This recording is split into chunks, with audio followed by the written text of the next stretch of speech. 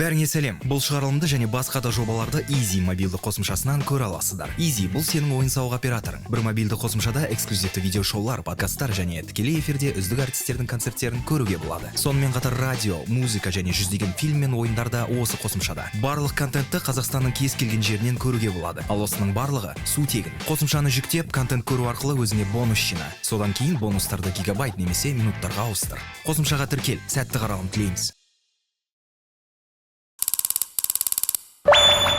Аниме дүкен. Сәлем, бұл аниме дүкен. Мен қатты мәдениетті бастап отырмын. Ешқандай мәдениетті бастамаймыз. Бұл мәдениет туралы әрине. Бізде Мәдениет туралы мәдениетсіз подкаст. мәдениетсіз подкаст. Кей кезде мәдениетсіз болған дұрыс сияқты. Жарайды, бізде бүгін қонақта өте қызықты адам. Айтпақшы, біздермен әлі жалғас. Мен Есболат. Сәлем. Аниме дүкенді бүгін көріңіздер. Бауыржан, бірақ та қазір лақабатын айтамыз. Өзі Бауыржан. Сен өзің туралы, біраз дегенде көп емес, қысқаша өзің туралы айтып берсең. Өзім туралы не айтып берейін? Мысалы, біз көрдік сені бір полициялар ұстап алған. Басқа білмейміз ештеңе. Не үшін ұстап алып, бір шетелге бір кинофестивальға барайын деп жеттің ба? Жалпы мені өміріне бір 30-шы рет бастаған шығар. Үйреніп қалған болған дейсің. Мен үйреніп қалған, бірақ та бұл жолы білмеймін неге екен. Соңғы 2 жыл негізі жаңағы политикалық белсенділіктен неден кішкене фокусымды жұмысыма, карьерама ауыстырдым. Себебі жаңағы 19 жыл мен 22 жыл арасында бірінші жұмысым сияқты болып кетті да. Ол затшы бүкіл фокусым соған. Кейіннен ол кішкене емес, біраз едәуір андай ментал денсаулыққа кері әсерін тигізеді. Оны мойындамайсың, басында білмейсің, бірақ ауыр зат екен. Сол себепті және де енді нан табу керек қой. Андай тамақ жеу керек, киім алу керек, андай аренданың ақшасын төлеу керек дегендей. Соған 2 жыл жалпы кішкене карьерама фокусымды ауыстырдым. Карьераң қандай? Білу үшін біз енді. Ол карьераң фокус ауысқан, ол жаңа сен жұмысың ба, әлде сен профессионалдық оқығансың ба? Сол негізі мен режиссермін. Анау орысша айтқанда игровой документальный кино дейді, деректі кино, ойын кинолары. Бірақ әлі түсірген толық метр бір нәрсем жоқ. Жалпы жоғарғы оқу оқыған жоқпын. 11 сынып бітірдім, мектепте Тараздан болам. Номер 12-ші Керімбай атындағы мектепті бітірдім. Продюсированияны бастадым. Түрлі документалкар түсірдік. Мысалы, Асем Жапишева деген кісі бар. Бірінші мен негізі тартқан ресми сол кісі. Андай эпизодник болып бір жерге түсуден емес. Негізі сол эпизодник болып түсуден бастадым. Түрім фактурный деп айтады. Елдің бәрі неше түрлі андай кері кейіпкерлердің елесін береді. Бірақ маған өзіме ұнайды, шынымды айтсам. Сонымен продюсерлікті көрдім бастап, не өз-өзіне қол жұмсау туралы Қазақстанда ауыр дерек кино бастадық. Ең бірінші негізісі. Түсінікті болу үшін Жапишеваның рөлі қандай? Ол сценарий жазады ма, әлде сенің рөлің қандай болды? Актер ма, әлде режиссерлік және документальный фильмде? Сол жобада ма? Жобада. Ол жерде Жапишева жаңағы былайша айтқанда журналистік тергеу болды да. Қазақстанда ер адамдардың, әйелдердің және андай тинейджерлардың статистикасы не себепті дегендей өздеріне қол жұмсау. Бізде негізі статистика өте үлкен ғой. Сол жерге мен лайн продюсер ретінде тартты. Мен енді Жапишевамен былай таниды ғой алдынан. Былай нетворкинг сөйлесуім көшеде елмен сұрақтар шешуім жақсы да. Енді андай Таразда өскен соң, көшеде өскен соң, көшеде сөйлесу керек болса, Любой мәселені шешті. Емін табу оңай маған, шынымды айтсам. Содан басталды. Кейіннен Мадина деген мысалы Айжан Қасымбек режиссердің толық метр жобасы бар. Сол жерде андай игровой кино дейді ғой. Дебютім болды. Деректі кинодан игровой киноға. Ол жерде жаңағы продюсердің, гейм-продюсер ма, ең басты продюсердің ассистенті болдым. Сол жерде негізі өзіме өте ұнаған жоба, өзім қалай жұмыс істедім. Тәжірибем аз болса да, не болса да, жақсы фидбэк алдым. Өмірінде шетелге шыққан емеспін. Бала кезімде бір рет Қырғызстанға барғанмын, 5 жасымда, бірақ ол саналмайды меніңше. Жапония Токиоға барып қайттым. Бұл киномыз TIF деген Tokyo International Film Festivalға өтті. Ол А класс кинофестиваль, әлемде бір 12 қандай атауы қандай жаңа киноның? Мадина деген толық метр. Сол Мадина басты кейіпкер сол ғой. Иә, Мадина деген Ақылбекова актриса жайлы. Былай, егер қателеспесем, автобиография деп толық айту қиын, бірақ автобиография былай делік болады. Сонымен жалпы Тараздың кішкене көзқарастарында жүрген адам едім. Бір кезде шаш өсірдім, моделингті көре бастадым өзімді. Актерлықтан немде бар, Төлепберген Байсақалов деген кісі бар. Ол кісі актер, Қазақстан халық артисі, сондай, егер қателеспесем, ол кісі бірінші дебютін түсірді, режиссер ретінде, қысқа метр Түймелер деген пуговицы. Сол жерде мен бас рөлді ойнадым. Гладиатор деген Түркия, Америка арасындағы кинофестивальда Best Performance Actor ретінде жүлдем бар. Жалпы кішкене шашылып кеттім, түрлі жаққа, ананы көріп, бірақ енді жоғары оқу болған соң. Дәреже шашылсаң да жан жақтан дәрежең жақсы екен ғой. Енді жан жақта Жапонияға мына жақта жүлде. Рахмет көп. Жалпы бұлайша айтқанда, бұны айта бермеймін әлі енді бір деңгейге келгенде, бірақ Стромоева бар ғой, болмаса Эдди Мерфи, Джим Керри де келеді, бұл жаққа мультидисциплинарды артистер бар ғой. Мысалы, Поездка в Америку деген кино бар, өте мықты. Ол жерде Эдди Мерфи бас рөлде ойнайды, күшті ойнайды, мысалы. Және өзі де продюсер, ақша тапқан. Мысалы, Стромоеваны білесіздер, барлық жері қандай. Басында мен қиын болады маған бір дисциплинаны таңдап, сонымен жүру артист ретінде. Бірақ миын зат мен үшін жаңағы режиссура.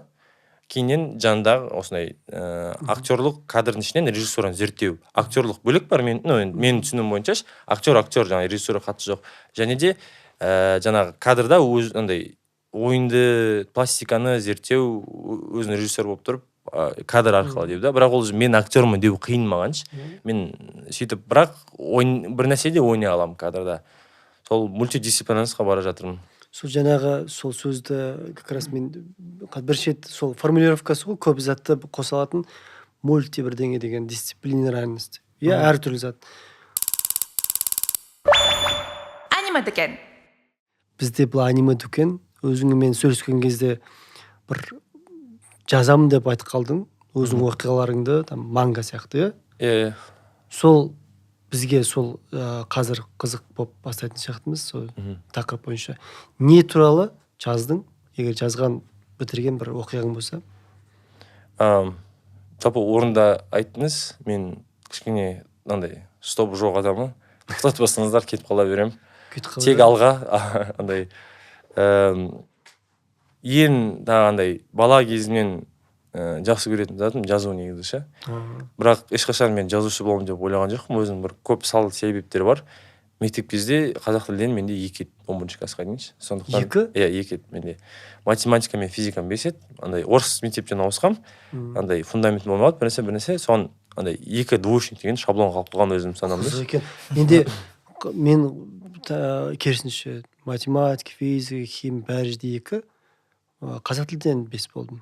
Оның өзі жарайды деп жаза салдым, жерде оқи салайын деп.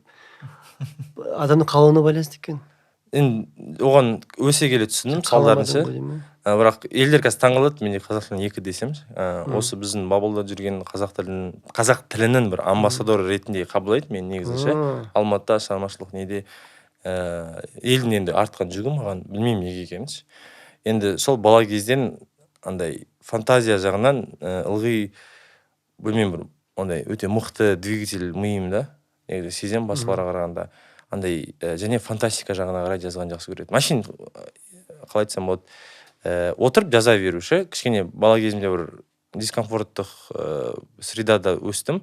Сол кезде осы бір зат маған қатты ұнайтын, әсіресе ертегілер сияқты қылып жазу, қазақ фольклоры несін ойымнан пайда болып, жаңағы өзім фантастиканы көп сіңірген соң, жақсы көретін затым негізі оққан жаңағы ғылыми кітаптер, және жаңағы фантастика, түрлі кез келген фантастикалар. Әдебиет ешқашан қызықтырған емес. Әлі де қызықтырмайды. Біреу әдебиет туралы сөйлесіп жатса, не қылып жатса, мен қиналып кетемін, тұрып кетіп қалғым келеді. Сондықтан бойыма бүкіл сіңірген заттарды жаза бастадым. Мектепте 1-2 рет орын отқам. Мен ең бұзық двоечник бала. андай жазатын кезде отқаным бірінші рет сол болған да, андай ресми мақтаныш грамота алуым ше. Мен сол кезде бір әлемдік фундаментім кішкене бүйтіп сынды да, бірінші рет маған андай линейкада. Стимул берді ғой, иә? Стимул берген жоқ, андай мен өзімді өте нашар адам деп ойлаймын ғой. Андай бұзық деп ше, сөйтсем мені линейкада Әділхан Бауыржан деп шығарады. Мен тек бұзықтық үшін линейкаға шығарып, андай сөз естіретін адам ғой, бұл жерде сасып қалдым кәдімгідей. Негізі андай ештеңе істеп емем ғой деп. Иә.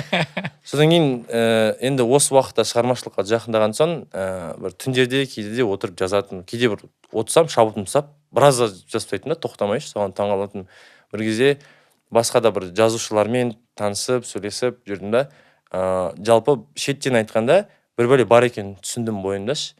Түрлі заттар жаза берем, сценарий, жаңағы манга, кітап. Кешір бұл жерде мен көп қалжыңдаймын. Ана Сплит деген кино көрдің ғой? Иә, көрдім. Сондай нең қасиетім жоқ па? Жоқ, ондай қасиетім жоқ. Линейкаға бір адам болып, тағы сол линейкаға басқа адам болып шығады. Сплитін көрген жоқпын, бірақ естідім. Мүмкін ондай да бар шығар, білмеймін. Бойымызда оны мен достарымнан сұрап көру керек деп. Сол жаңағы жазушы Бауыржан, жаңағы бұзық Бауыржан екеуі бір-бірімен танысып өздесің. Иә, Актер Бауыржан мен актер Бауыржан бір-бірімен әңгімелесе ма деген сияқты. Мен жазушы деулеріңізбен келісем, актер деулеріңізбен мені келіспеймін.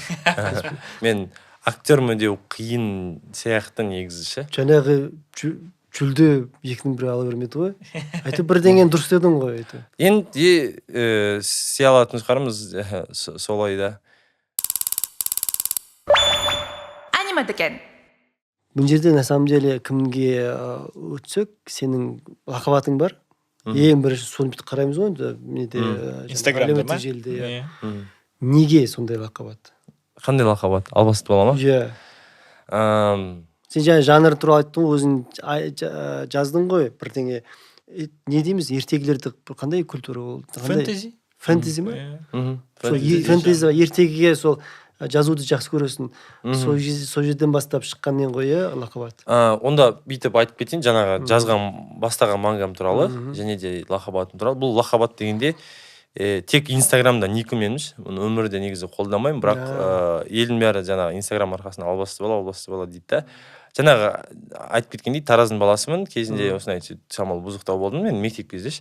Кейін шаш өстіріп алдым, жаңағы моделинг болып бір жерге түсу, жаңағы орысша айтқанда, типа супер нефорский суреттер, мен бұрынғы ортам таңғалады да. Брат не болып кеткенсің, прикол бар ғой. Мягко говоря, таңғалады. Иә, сол да сисит көп айтады да, елдерде жаза туысқандар, там, білмеймін, маған тиіспеңдеш, міне мен албастымын, албасты бала дедім да. Жаздым да, түсінікті болсыншы. О бастан маған там шаш үшін, білмеймін, там сырға үшін бір айтсам болады, феминді образдар үшін модель ретінде. Мен өзім таңдамаймын ғой, мен модель болып барам. Холспын, маған киіндіреді болды, сен жерде таңдамайсың. Сол себептерден, және де жаңа моделингта кейде бір суреттер өзіме ұнайды негізі. Барлығы ұнамайды, арасында 10 фотосеттің ішінде біреуі ұнайды маған ше, негізі андай қандай нефорский болса да. Сол жерде отметка жасайды ғой. Тегте модель деп тұрды да. Сол кезде күшті мен все албасты бала деп тұрды. Андай және де қыздарға қалай айтсам болады, қыздар назарын аудару өте бір андай эпатажный зат да. Салдары көп, және де сіз айтқандай фольклорды жақсы көрем, қазақ фольклорын. Соған енді албасты болам деп емес, сол бір күшті шығар деп барлығын қамтығанда солай шықты. Енді бара-бара көшеде де албасты болып баратырмыз. Жоқ, полиция ұстап кете береді. Негізі қайтысы болды. Негізі бұл жерде біздің осы кезі былай бастаған кезде осы подкастты көбінесе адамдарға, қонақтарға еркін болуды сұраймыз. Өйткені біздің өзіміздің ұстанымыз, қалауымыз еркіндік. Сенен еркіндік енді бізден асып тұр, сенің еркіндігің. Қандай, мысалы, Таразды мен де білем, Таразда көп болғанбыз. Тараздың көзқарасын білем, балаларының. Ол жақта бір қисықты қозғалыс жасасаң, басын кесіп алатын сияқты, сондай бір строгий көзқараста. Сондай орталықтан шығып, сенің жаңа көзқарасың өте ашық, өте еркін. Жаңа өзінің тәжірибеңе байланысты. Ол әрине жаңа сен айттың қыздарға ұнайды деп. сондай тәжірибе негізі жаңағы енді айтамыз ғой бізде көз ашық біраз енді демократиялық қауымда тек қана приветствуется ондай адамдар. Сюжеттер туралы сұрайықшы, не туралы? Мангаға қайтып қойда келе берейік. Жалпы бұл сайберпанк, мүмкін сайберпанктан ары қарай. Негізі сайберпанк өзіме қатты ұнайды. Кейінгенде де, бірақ бір нәрсе соған сайберпанкқа ұқсас жаңа шығарғым келді да. Андай бөлініседі ғой. Жаңағы двигатель внутреннего возгорания бір нәрсе тоже болашақта фьючер сияқты және сайберпанк сондай түрлі нелер. Мен соны өзім бір нәрсені ойлап тапқым келді негізі сайберпанкқа ұқсас. Және арамдағы жүрген сол кезде достарымнан шабыттандым. Өзі бір депрессияда жүрген кезім, бір ауыр депрессияда. Орта Азия туралы адам вообще баласы жер бетінде тұрмайды. Неде айдың жанында, кемеде да, үлкен әйел адамдар адамзатты тастап кетіп қалған басқа жаққа, тек еркектер қалған. Еркектер болса андай капсула арқылы балаларды андай дүниеге алып келуді үйреніп алған да, жаңағы ұрық бар ер балаларда. Әйелдер болса шаршап кетіп қалған. Мен бұны 10-шы жыл ма 20-шы жыл бастадым. Қазіргі қалай айтсам болады, актуально дегенде мен пикми не емес, өзім ішімнен бар зат та ол ше. Осы бір соңғы 2 жыл болды ғой негізі бұл көтеріліп жатқанда. Жер бетінде тұратын тек жануарлар, біз сияқты 2 аяқта жүреді, кейде 4 аяқпен жүреді. Жабайы жануарлар, ауылдар бар. Түлкі ауылы, қасқыр ауылдары, қоян ауылдары дегендей түрлі. Біреулер бұрынғы көне заманда өмір сүргендей, киіз үй, от жағып дегендей. Біреулер қалада үлкен неде өмір сүреді, бірақ үлкен қалалар аз. Жалпы тек қазақтармен байланыстырып келген жоқ, Орта Азияға байланыстырдым. Қытайдың ішіне ұйғырларды да қосып жібердім. Жаңа стереотиптер бар, бір-бірін жақтырмау дегенше қасқырлардан байқа деп, қасқырлар андай бас кесерлер жолда бір жерде адамдар басқа жануарлар тонап, жеп қоюдан мүмкін да олар, соларға бәрібір. Жаңағы түлкілердің арасында қыздар әдемі, және де жануарларды бір ұлтқа біраз теңестіріп неткесің ғой деме? Белгілі ұлтқа емес, әшейін стереотиптерға байланысты. Өйткені бір ұлтқа десен, бір жануар аз сияқты да. Өйткені андай, мысалы, қазақтарды қарайтын болса, қырғыздарды бірнеше жануарлардың ішінен көруге болады да, мысалы. Андай, өйткені біздің арамызда қасқырға да ұқсайтын қазақтар бар, андайға да ұқсайтын қазақтар бар. Жылқыға да ұқсайтын андай асыл мінезді. Соған екі ортада жаңағы үй жануарлары бар ғой. Неғұрлым породасы андай үлкен, қайтсам болады. Адамдар селекция жасап өздері туамай қалған иттер бар ғой, мысықтар андай. Меніңше қате дүниеде ол. Солар мысалы былайша айтқанда сол жердің премьер-министрлары дегендей андай адамдар мен жануарлардың арасында андай қалай айтсам болады, сөз тасып сөйтіп не қылып жүретін да. Олар адамдар сияқты киінуге тырысады, адам сияқты оғалып тұрсады. Андай жануарларға тән кішкене аузына мысалы сілекей ағу иттерден ондайдан ұялады, бір-бірін шеймит етеді. Адамдар былайша айтқанда ашық түрде бүкіл жануарларға жақсы неғылғандай қарым-қатынас көрсетеді. Өзін былайша айтқанда адамдар құдай ойнайды да. Как раз AI да пайда болды ғой. Осыда өте кеп қалды негізі ше. Бірақ расында іште бір жерде бір адамдарда қателік бар да, бір дұрыс еместік бар да, бірақ ол көрсетілмейді. Ол ең аяғында бір-екі сезоннан кейін адамдар былай құдайды ойнап жануарларға сана бердік. Ойбай, балаларым демесе де біз бір дейміз, бір нәрсе дегенге. Бірақ олар орбитада тұрады, мысалы ше. И сол бүкіл тіршілікте істейтін жаңағы мысалы условно лабрадор бар ғой. Болмаса басқа бір шотландский бір нәрсе андай дұрыс емес селекциямен пайда болған андай еще қазір мысалы сатып алатын болсаң қымбат жануарлар бар ғой, мысық, иттер. Солар былайша айтқанда екі ортада жүреді. Андай адамдар сияқты киініп, жабайы жануарлар аналарды жақтырмайды, аналарды жақтырмайды, жабайы деп ше, типа жануар дегендей. Енді сол туралы мангам. Бұл не сен өзің айттың ғой, Миядзакидің несін жақсы көремін деп. Принцесса Мононоке біраз ұқсайды, несі? Принцесса Мононокеға оның әсерімен шыққан емес па? Мен Ковбой Бибопқа ұқсаттым. Ұқсайды, үлкен сайберпанк. Ол жақта да Ковбой Бибопта да аспанға ұшып кетеді, кейін құлайды, ана жақта біреу жарысқа алып қояды, ана жақта сондай. Айту біз мысалы қанша нақты есімізде болмаса да бір көргеніміз бәрі жиналады ғой, ана айтады адам миы миллиард андай терабайт несі памяттің несі бар деп. Сол жерден ақтарып нетіп аламыз ғой өзіміз. Оның бәрі әрине әсер салдарын тигізген.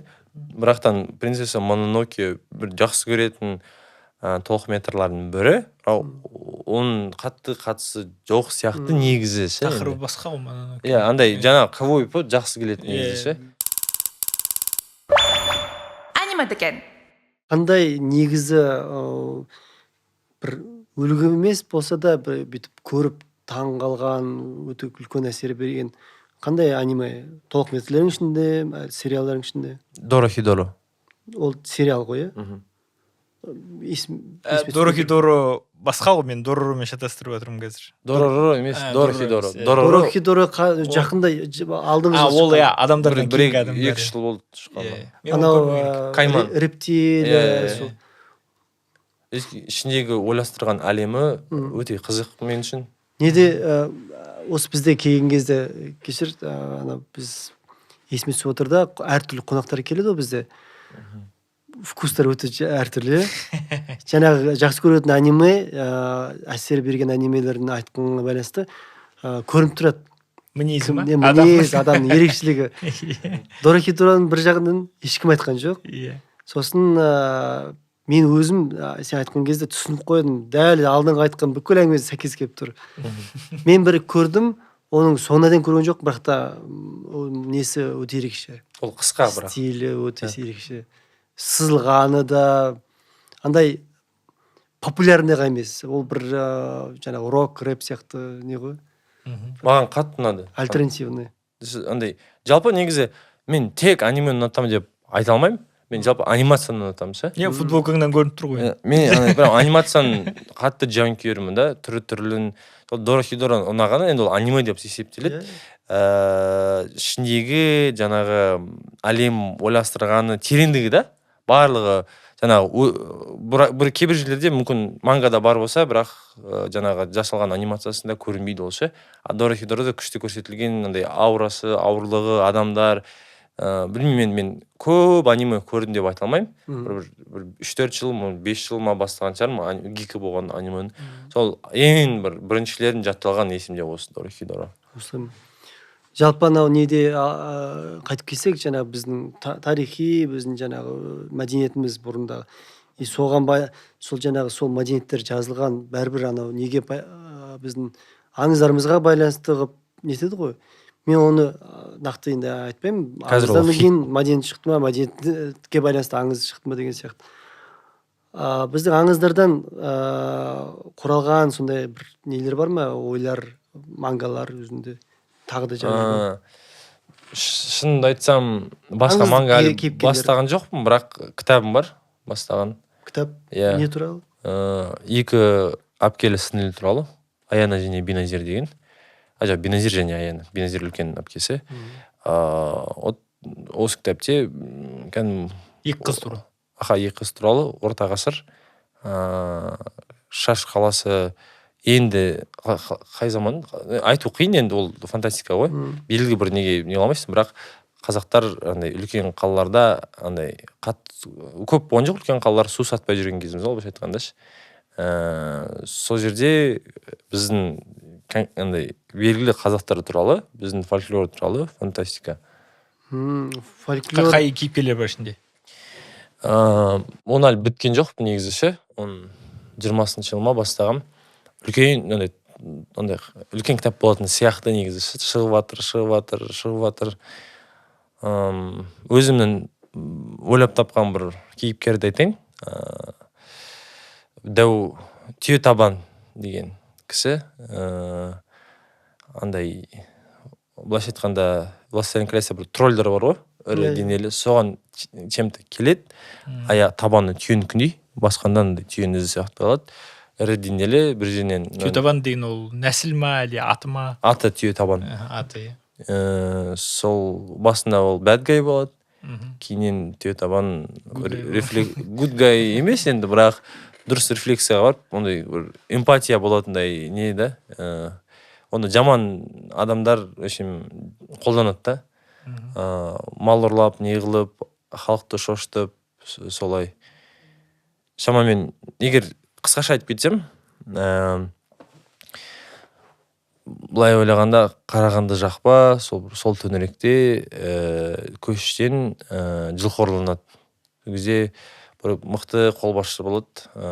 Ол жаңағы бір жерге кетіп қалады. Ол жерде бір Шыңғысхан сияқты не бар да момент андай. Тек қазақтар емес, біз ана батысқа бір жерге Қытайға барып жүрген кездеріміз. Әкесі сол бір батысқа ма Еуропаға кетіп қалады алысқа. Бірақ оны осы біздің көршілеріміз андай Иранға дейін біледі да. Осындай кісі одан қорқады. Негізі Әмір Темірге жақындау деймін соған қарағанда сол кісі. Енді екі қызы болады, Биназир үлкен, Аян кіші. Биназир деген андай бір сымбатты фактурный дейді ғой, бойы ұзын, ірі денелі, ірі күшті, бірақ сонда да в тот же момент типа әдемі да. Сондай Аяны болса кішкене сызылып қалған ақ торы қыз болады. Биназир жылқымен күшті сабады, сол олардың жылқысын ұрлап кеткеннен басталады кітапшы. Биназир ұзақ арттан шауып тауып алады. Сол жерден ол қарақшылар табады. Қарақшылар олар Шаш қаласын сатып Шаш бұрынғы Ташкентші. Сол Бұхара бір кезде ол жерде Аяна пайда болады. Екеуі кішкене құлдықтан өтіп, сол қиыр шығысты аралап қайтып келеді. Сол қиыр шығыстың семиттердің, жоқ ол кезде прям семит дей алмаймын, бірақ анау кешірім сұраймын, сарттардың енді жаңа фольклормен араласып, мына жерде біздің көшпенділердің фольклоры бар. Ана жерден исламның ықпалы сөйтіп көрсеткім келді да. Бізде былай болды, аларда былай болды, ислам келді да, бәрін былай өзгеріп тастады. Бірақ біз кішкене тұрып қалдық, бірақ мынау біздің өзбек, тәжік көршілеріміз негізі жұтылып қалды семиттердің. Фэнтези элементтер бар сонда. Иә, толықтай фэнтези элементтер бар, тарих. Мен қазір мынау меломанда біраз байқадым. Қазақша неше түрлі фэнтези кітаптар пайда бола бастапты. Заманауи жазушылардың ба? Шоко деген бір кәдімгі мындай розовый фэнтези да былайша айтқанда. Сондай кішкентай балдар оқитын фэнтези. Содан кейін дарк фэнтези жанрында бір кітап шыққан екен, өткенде көріп таңғалдым. Қазақша. Қазақша. Қанішер ме еді, сол ма? Атын ұмытып тұрмын нақты, но Қанішер емес, қатыгез. Қатыгез, андай рок обложкасы. Дәл сондай. Қазір бұл жанрға былай қызығушылық пайда болған сияқты адамдарда жазатын адамдар пайда болған. Өте жақсы көрсеткіш, дамып жатқанның көрсеткіш. Дәл кітапқа келетін болсақ, қазақша нарық дамып кетті. Бірінші аудармадан басталды. Кейін адамдар өз жаза бастады. Қазір мен тіпті Фейсбукта бір жігітті білем. Роман, бірінен кейін бірін роман жазады да отырып алып. 150-200 беттен жылда 2-3 роман жазады. Аты Алихан деген жігіт қойдым, қателеспесем. Алихан Жақсылық деген. Үшінші роман жазып отырмын деп айтады. Бір жыл айтқым келгені адамдарда осы кітап жазуға деген бір ынта пайда болған сияқты. Өйткені Инстаграм арқылы сатады, бір 500 мың данасы сатса өзін ақтайды. Сонымен жылына 2-3 роман жазады деген сияқты. Мен естімеппін. Мен соны көрген сияқтымын, бірақ та мен қазір бір жыл болды ма, Фейсбукты өшіріп тастағым ма? Анау өшірген себебім не, анау сөзім бір ойым тұрмайды да, сөз қылып жазып тастаймын да. Содан кейін біраз семьям бар деген сияқты қауіпті болып кеткеннен кейін мен жарайды. Өзім тоқтата алмасам Фейсбукты өшіріп тастайын деп. Инстаграмға қатты жазбайсың, Инстаграмды билеп жүресің, болды. Сол сияқты. Жаңағы Әмір Темір, кейбір адамдар Әмір Темір дейді, кейбір Ақсақ Темір дейді. Ақсақ Темір дұрыс. Монголша. Ақсақ қазақша нұсқасы, Әмір басқаша нұсқасы. Әмір деген хан деген сөз ғой. Әмір деп аталған себебі, ол Шыңғыс ханның ұрпағы болмаған, ал хан деп тек қана Шыңғыс ханның ұрпағын ғана айтады. Сондықтан ол мен хандар, мен хан емес, бірақ мен әмірмін деп. Оның тарихын негізі оның өзінің тарихы, өзінің туралы кино өте жақсы болушы еді. Әртүрлі нелер бар ғой. Мысалы, қырғыздың, қазақтың моңғол сөздері ұқсайды. Көбісі айтады, біледі, қырғыз, өзбек, сол бәрі ұқсайды деп. Моңғол сөздері де түрікке жақын. Жазылуы қиын. Бір оқыған кезде түсінбей қаласың, бірақ шынымен былай бүйтіп қатты қарасаң шынымен ұқсайды. Жаңағы нені Темір, Ақсақ Темірді Төмір хан дейді. Төмір деген темір деген сөз. Темір хан деген сөз. Төмір деген дәл ұқсас сөз ғой. Соған олардың несінше, олар енді Шыңғыс ханның тұқымдары ғой. Олардың ойынша ол біраз жаман адам. Европалықтардың әрине олардың жауы, қас жауы болды ғой. кейбір адамдарға, кейбір мысалы ұлттарға ол ең құрметтейтін ең үлкен хандары. Өзбектердің ғой. Тек өзбек пен қазаққа. Тек өзбек. Қазаққа да өте қатты ықпал еткен Қазақстан территориясына. Содан кейін оның да несі мықты негізі. Түріктер жақтырмайтын мысалы. Осман халифатын өйткені әсет салған. хандарым бар. Екі Алтын Ордадан құлатқан. Негізі мен ойымша Мәскеуде, мысалы Улан Баторда Шыңғысханға үлкен не бар ғой, ескерткіші.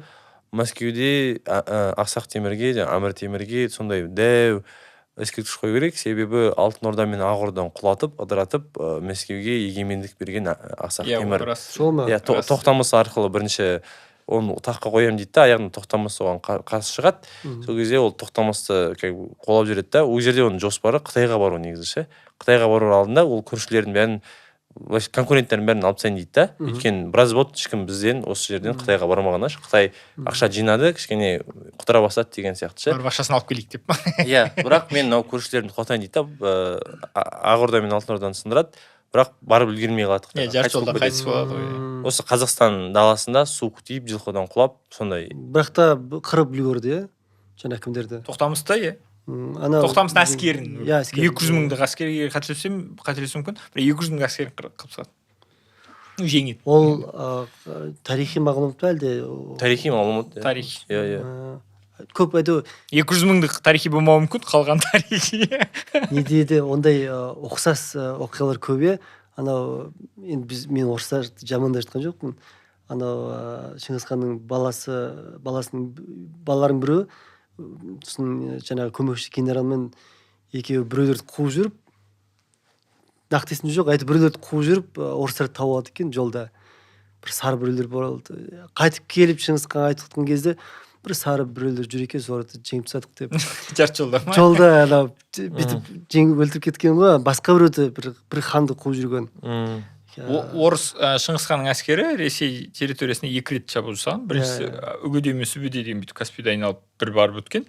Екіншісі кәдімгі Бату немересі прям мақсат түрде орыстардың арқылы ары қарай Европаның жердің шетіне жетем деп барған ғой. Жердің шетіне жете алмай сол Дунайдан қайтқан былай қарай. Сол анау несі кей кезде байқап қаламын, ұқсас болып қалады кімдердің әртүрлі одан бұрындағы оқиғаларда әйтеуір ол кездегі енді ұқсастығын не себебі балаларына береді, сосын бір баяғы сол кровный месть дейді ғой, сонда бәлемпай ғасырды созылатын бір нелер сайқыс болды ғой. Сен менің әкем жеңгесін деп қайта бүйтіп бір-бірін қыра беретін. Анау кімнің Шыңғысханның өзінің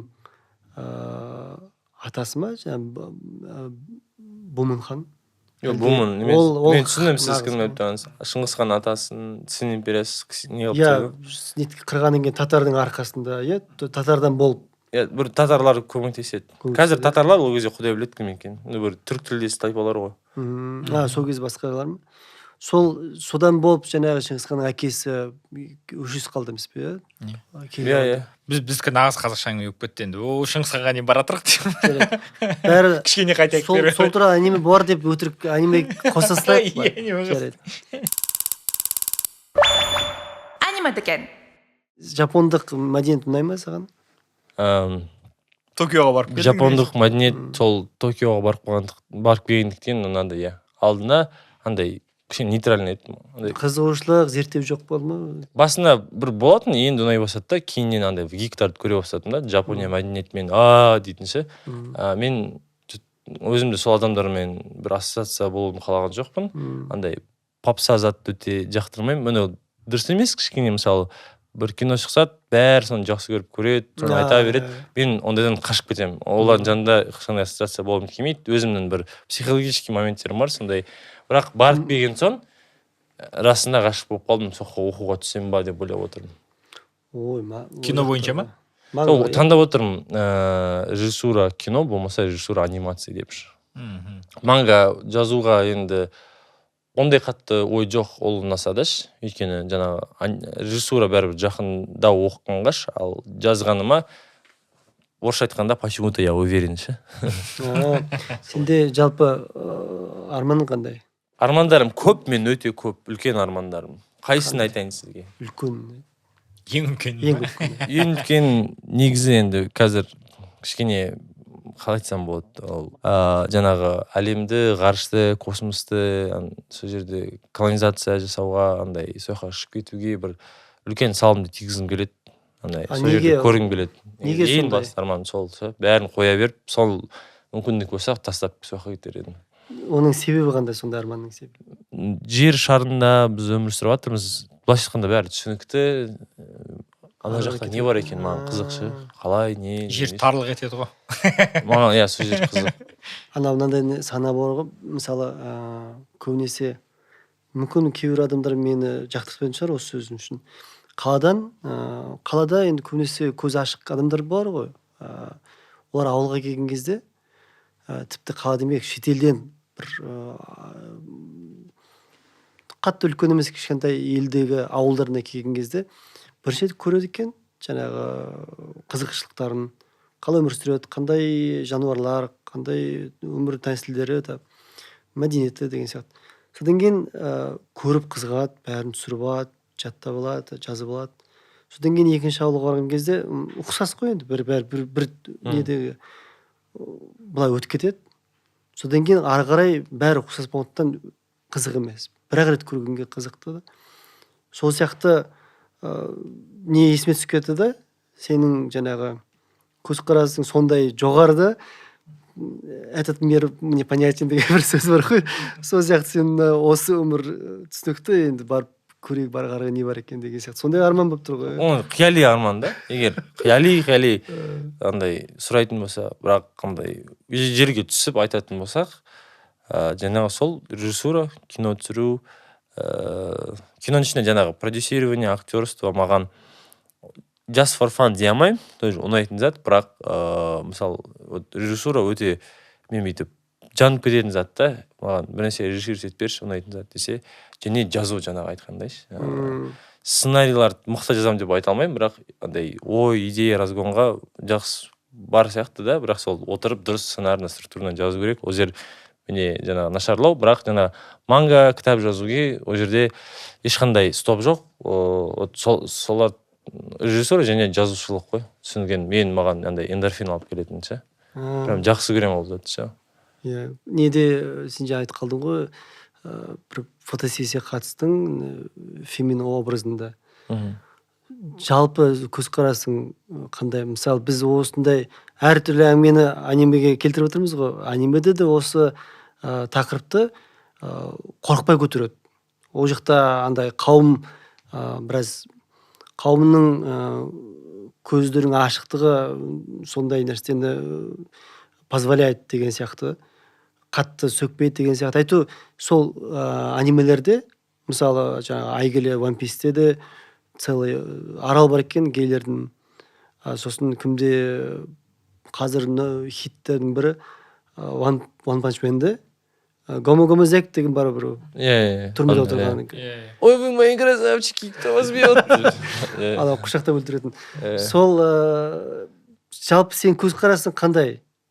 Неге? Жаңағы гейларға ма, жоқ феминный балаларға ма? Жоқ, именно сол жаңағы біздің бір ханымыз пропаганданы тоқтатамыз деген бір не жасады ғой. Енді ол өте базалық сұрақ. Ол енді жауап берейін жарайды.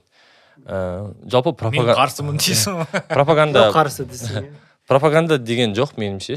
Өйткені пропаганда болса, елдің бәрі жаңағы атам заман басталғалы, жаңағы медиа бар болғалы дейікші, ладно. Еркек пен әйелдің махаббаты пропагандасы болып отыр, онда гей лесбиянкалар жоғалып кететін еді пропаганда болсашы. Біріншіден. Екіншіден, бұрында бір гомофобиялық заттар болған менде бойымда. Бірақ 19-шы жылдан бастап жоқ десем болады. Мен ол туралы ойламаймын да. Мысалы, адаммен таныссам гей екенін білмеймін, басқа екенін бір кезде бір әңгіме барысында біліп қаласың. Білмеймін, әңгіме айтып отқан айтады. Бірақ кейін ұмытып кетесің, жасы сияқты ғой, адам жасын айтады. Бұл примерно білесің, жаңағы сенен адам үлкен, құрдас, болмаса кіші сияқты ше, бірақ ұмытып қаласың нақты жасын. Арасын сұрап қойсын, қанша дедің, неге дедің? Бір енді гей емессің ба деп сұрамайсың ғой, ұят қой. Жалпы солай маған бәрібір, бірақ бұл жерде мынандай мәселе бар. Жалпы гейларға байланысты емес, ер адамдарға байланысты. жаңа кішкене пикми естілетін шығармын қазір қыздарға. Бірақ та андай енді әйел балалар қыздардан қорқады ғой, ішуге қорқады бізбен, там бір жерде болғанға, андай интернетте қазір әлем бойынша андай не жүріп отыр ғой, әзіл ма қалай айтсам болады, орманда қасан аюды таңдайсың ба, жоқ, ер адам. Сол сияқты осы мәселе бар.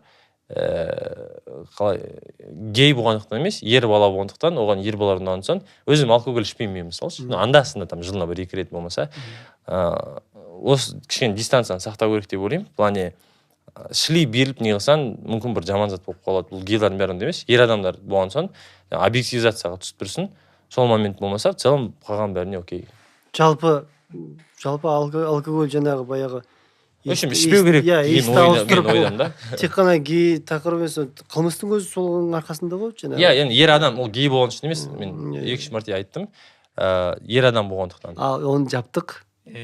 Просто мен қазір қатты бүйтіп ойлап қалмасын біздің көрермендер бұл тақырыпты көтеріп жатыр. Неге, несі бар деп. Негізі бәрі зато ашық, бәрі неде адал біздің әңгімеміз. Сондықтан адал әңгімені адамдарға да адал өтетін шығар. Аниме деген. Қалай тіл белсендісі болып шықтың? Сол мен қазақ тілді жігітпін Тараздан. Неделька деген кейс, мүмкін білесіздер. Жалпы неделькаға келдім. Қанат Бисекеев директор кино түсірген әйел дегенш. Сол шақырт кеш түсіп қайтшы. Окей, келдім, түстім, шықтым, кірем. Әме болады андай. Амандасам Баташа, мен игнор жасайды. Орысша сөйлеймін, жауап береді, тапсырысын төлеймін, аяғында сұрақ қоямын. Қазақ тілде сіздерде қызмет жоқ па деп, орысша сұрап отырмын. Жоқ, біз қазақ емеспіз, бір нәрсе деген дөрекі жауап қайтарады. Мен өте сыпайы тұрмын. Сіздер білесіздер ма, бұл мемлекеттік тіл, заң бойынша сіздер міндеттісіздер деймін ғой. Қазақ тілде сіздерге тапсырыс түссе, қазақ тілде жауап беруге. Ана кісі кішкене аузына ағиып кіріп көге шықты. Боғау сөздерсіз, бірақ жаңағы шовинист ба, қалай сондай. Мен в общем кетіп қалдым, осының бәрін естідім да, үндемей жарайды, рахмет деп. Атында сұрадым, мен сөйлеспеймін деді. Үйге келдім, қызыма кофесін бердім, салатын бердім, мен айтып бердім осылай болды деп ше. Ол енді өте жиі болатын зат қой, күніне 10 рет не аласың. Көп адам келіседі онда. Үйреніп қалғансында, сол кезде ол айтады, пост жасай дейді маған. Мен айтамын, қойшы, құрсын, ұят қой деймін ғой. Жоқ деп, сен жаз деп ол маған қоймайды. Мен енді кішкене ер бала болғандықтан қойшы, ұят қой бір нәрсе дегендей. Ол маған түсіндіреді, негізі ол маңызды зат дейді да. Жаңағы тіл мәселесі. Біз мысалы көтере алмаймыз оны дейді да. Сен айналаңда басқа адамдар сен көтере аласың, өйткені сен қазақ тілді адамсың дейді да. Өте орынды болады. Окей деп пост жазамын Инстаграмда, недельканы тег етсем. Әшейін айтамын осылай болды. Жаңағы орыс тілінде былай айтады, 7 шагов обслуживания деп общепит, жаңағы сәлеметсіз бе, бір нәрсе отырғызу, сұрау дегендей. Сол базалық затты үйретіп қойсаңыздаршы дегендей. Мен оны ойлаған жоқпын, өшейді деп. Аналар жауап берген жоқ. Олар мен түсінуім бойынша недельканың позициясы сондай болды. Бұлар біздің адамдар емес, кетші бар дегендей, игнор болды. Анау пост 2 сағаттың ішінде Қазақстанның басқа қалаларына жетті. Мен потом репосттарды қарадым. Мен негізі біраз репост, андай перерепост етсем болатын еді. Адамдар күшті кейстерін жазды да, прям жүрегімнен мемейтіп не қылған. Бір қарасам 1 миллион, 2 миллион подписчигі бар. Осыным, кстати, бұл жерде тек әйелдер и жастар, жаңағы лейблар репост жасады. Жаңағыдай Қазақстан, біздің Қазақстан еркектерге керек емес. Мықты еркектерге, түрі брутальный еркектерге. Ылғи да жаңа сенситив не темаға әйелдер және тинейджерлар жауап беретін. Сол актрисалар, біреулер. Өкінішке қарай. Өкінішке қарай. Сонымен бұл пост бір кезде бум өте қалды ше. Ана жерде неделька былайша айтқанда 3 күн олар үндеген жоқ. Комментарийларын жауап тастады, не қылды. Бұл пост сонымен Қазақстанға өрши берді. Бір кезде неделькаға андай ашық түрде көп угрозалар түсті. Бір-екеуін өзім тыңдағам, көргем, звондап, жоқ, ол культура атмен емес. Ол өзі қорқыту, андай өлтіреміз, бетеміз, қырамыз, жоямыз деген әңгіме басталды да. Маған арыз жазады Данияр Сүлейменов, сол недельканың иесі, типа разжигание изначальной розни бір бөлейді. Мен вообще ойым жоқ, изначально олар өледі, мен кешірім сұрайды. дегендей өздері 3 күн үндеген жоқ. Келем, сөйтсем Данияр мен қорқытады. Осындай статьяны біліп ал, оқып ал деп. Түсініксіз да басына жазған кезде келсем, все, там уголовкамен сотқа барамыз. Мен айтам да, мен ол угрозаларды жасаған жоқпын ғой деймін ғой. Мен қарсымын оған. Енді сен постынан дейді, түсініп тұрсың ғой, біз жазып қойдық, участковый осындай сотқа барасың дейді. Ну, енді қорқып тұрған мен жазып баланшы. Айтам, Данияр тыңда деймін ғой. Мен түсіндім деймін ғой, сенші. Мен негізі бұл мәселені сотқа дейін апарым, ойлаған жоқпын деймін ғой. Апарым келген жоқ, бірақ тілім үшін әңгіме болса барам деймін ғой. Әңгіме жоқ, барам деймін ше. Бірақ түсін деймін да, орысша айтамын ғой. Сен Қазақстанда қазақ тілі үшін сотқа апарасың. Мен еще қамап тастаса бір нәрсе болса, сен заголовокты түсініп тұрсың ба деймін ғой. Мен та тіл үшін, мен білмеймін, отырамын деп ойламаймын деймін ғой. Халық көтеріліп кетеді, мен отырсатын болса деймін да. Сотқа келіп, білмеймін, сонда бір шу болады. Болмаса отырсам, халық қаһарманы сияқты, енді ондай мақсатым жоқ, бірақ сондай бір бәле болады. Мен тек плюстам деймін да. Сен бизнесін бүйтіп суға түседі да, ешқашан басқа көтерілмейді, ешқашан бизнесің жүрмейді сен деймін ғой. Түсініп тұрсың ба, не істеп тұрғанын деймін ғой сен. Отырып ойланады, негізі я дұрыс айтасың дейді да, онда соттаспай қойық дейді. Болды ғой онда деймін да. Біраз адамдар бірінші жылы тиісті маған. Неге орысша сөйлеген жоқсың, білесің ғой орысша дегендей. Типа бездельник, ну всякие сондайлар, әсіресе андай общепитінен бизнестің иелері. Кейіннен бір жыл өткен соң уже біздің енді бабылдағы адамдар ғой, басқа общепитінің иелерін білмеймін. Андай негізі дұрыс көтерілген сұрақ дейді да, өйткені бұндай вопрос ребром көтерілген жоқ біздің ортамызда. Енді қазақ тілдері пайда болып отыр. Или бұрыннан бар болса, олар бізге сіңісіп орысша болып кеткен дейді да. Бауыржан деген жігіт катализатор дейді да, бір термин айтты. Келдім, жаңағы неделька солардың прям сол шығармашылық бір нәрсе, бабылының бір қайнар көзі отыратын жер ғой, елдер сол жерде отырып проекттер туралы сөйлеседі, тамақ ішеді, не қылады. И бұл жерде мен сияқты адамдар болған жоқ та. Мен катализатор болып қалдым да, бір мен сізді көрсеткен. Содан кейін біраз тиісті, біреу мақтады, не қылды.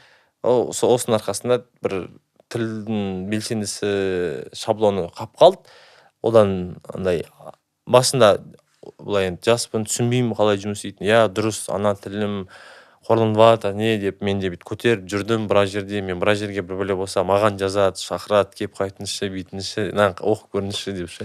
Қазір сол жаңағы айтқанда 2 жыл кішкене карьерама фокус, оларды кішкене жібердім ол мәселе. Аниме деген. Берсерк жақсы көремін дедің, иә? Берсерк маған андай ескі сурет сол рисовкасы ұнайды. Басқа сюжет ұнамай ма? Сюжет андай фантастика болса ұнайды. Да? Аха.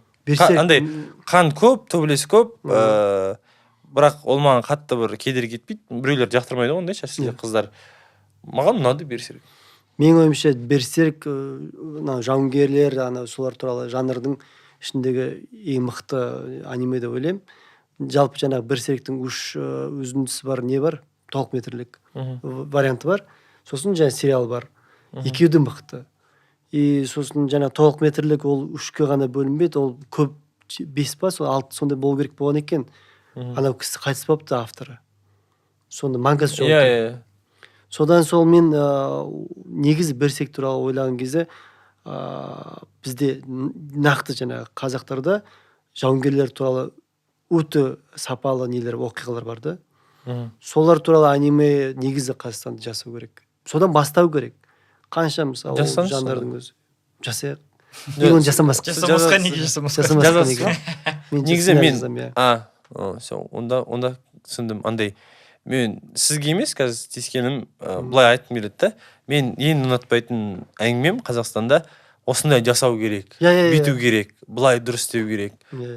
Мен былай жауап беремін. Жасаса сен, көрсетсе қалай дұрыс екенін деп. Сізге емес, жалпы халыққа, аудиторияға бару кезде айтып кеткенім да. Дұрыс. Евадан ұнайды маған. Еваның рисовкасы.